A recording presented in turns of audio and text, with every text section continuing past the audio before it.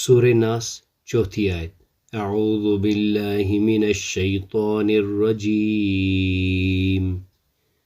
بسم اللہ الرحمن الرحیم۔ من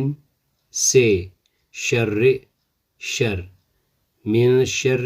شر سے، وسواس وسوسے ڈالنے والے کے، الخناس بار بار پلٹ کر آنے والے کے، من شر الوسواس الخناس وسوسہ ڈالنے والے پیچھے ہٹ جانے والے کے شر سے، من شر الوسواس الخناس وسوسہ ڈالنے والے دبک جانے والے کی آفت سے، من شر الوسواس الخناس وسوسہ ڈالنے والے ہٹ ہٹ کر آنے والے کے شر سے، من شر الوسواس الخناس اس وسوسہ ڈالنے والے کے شر سے جو بار بار پلٹ کر آتا ہے، من شر الوسواس الخناس اس وسوسہ ڈالنے والے کے شر سے جو پیچھے ہٹ جاتا ہے، من شر الوسواس الخناس بار بار وسوسہ ڈالنے والے بار بار پسپا ہو جانے والے کے شر سے، من شر الوسواس الخناس from the evil of retreating whisperer، من شر الوسواس الخناس from the mischief of every sneaking whisperer۔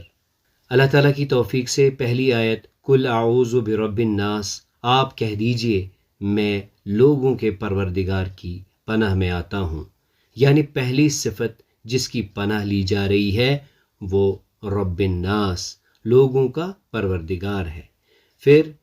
میں اس کی پناہ لیتا ہوں جو ملک الناس لوگوں کا مالک ہے، اس کے بعد میں اس کی پناہ مانگتا ہوں جو الہ الناس لوگوں کا معبود ہے، اور آج جس چیز کے شر سے میں پناہ چاہتا ہوں اس کا ذکر ہے، من شر الوسواس یعنی وسوسہ ڈالنے والے پیچھے ہٹ جانے والے کے شر سے۔ شیطان کی وسوسہ اندازی کا طریقہ کار یہ ہے کہ وہ لگاتار اپنی کوشش جاری رکھتا ہے اور انسان کو گمراہ کرنے کی کوشش سے تھکتا نہیں، کبھی حملہ کرتا ہے، کبھی دفاعی پسپائی اختیار کرتا ہے اور پھر پلٹ کر حملہ آور ہوتا ہے۔ وسوسہ کے معنی بری بات اور برے خیال کے ہیں جو غیر محسوس طریقے پر کسی کے دل میں ڈالا جائے، اور وسواس کے معنی ہے وسوسہ اندازی کرنے والا، یہ شیطان کی صفت ہے، اور اس کی دوسری صفت خناس ہے جو خنوس سے ہے اور جس کے معنی چھپنے، غائب ہو جانے یا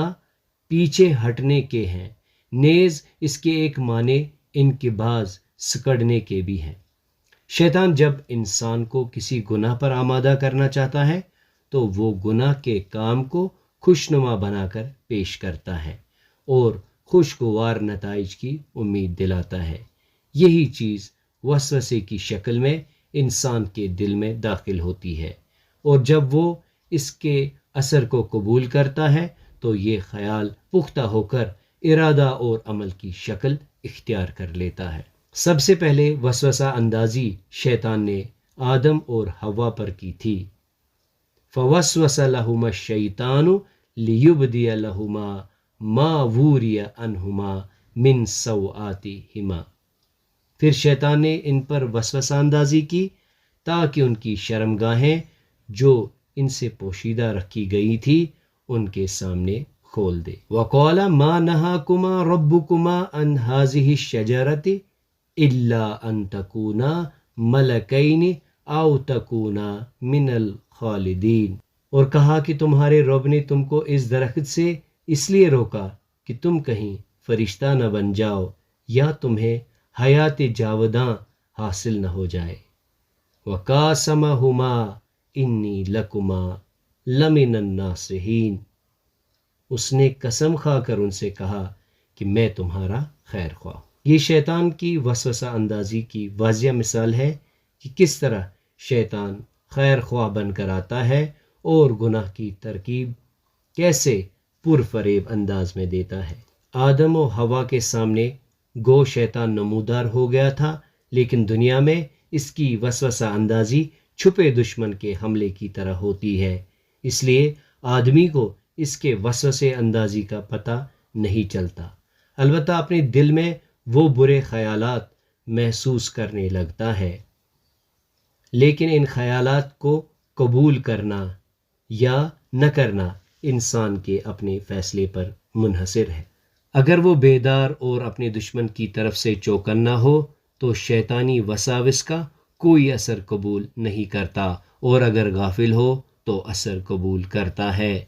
اور انسان کا قلب اسی صورت میں بیدار رہتا ہے جب کہ اس میں خدا کی یاد بس گئی ہو۔ ذکر الہی انسان کی مدافعت کا سب سے بڑا ہتھیار ہے۔ اس ہتھیار کو استعمال کر کے جب وہ دل میں پیدا ہونے والے وسوسوں سے خدا کی پناہ مانگتا ہے تو وسوسے بے اثر ہو کر رہ جاتے ہیں اور شیطان کو ناکام لوٹنا پڑتا ہے۔ حضرت ابو ہریرہ رضی اللہ تعالیٰ عنہ سے روایت ہے کہ رسول اللہ صلی اللہ علیہ وسلم نے فرمایا، جب نماز کے لیے اذان ہوتی ہے تو شیطان گوز مارتا ہوا